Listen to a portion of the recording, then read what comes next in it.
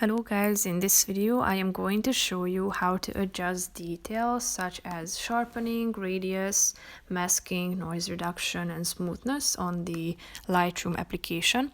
But first I just want to mention, don't forget to subscribe to my channel because at 10,000 subscribers I am going to show you my whole YouTube revenue statistics and growth strategy, how to make money online. So let's jump into it. First of all, open the app on your phone.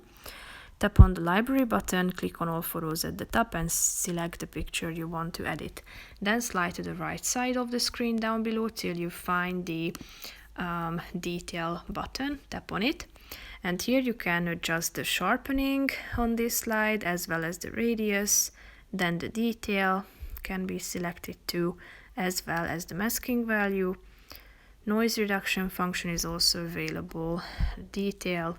You can set the contrast, color noise reduction, detail again, and the smoothness of your picture. So here is the result.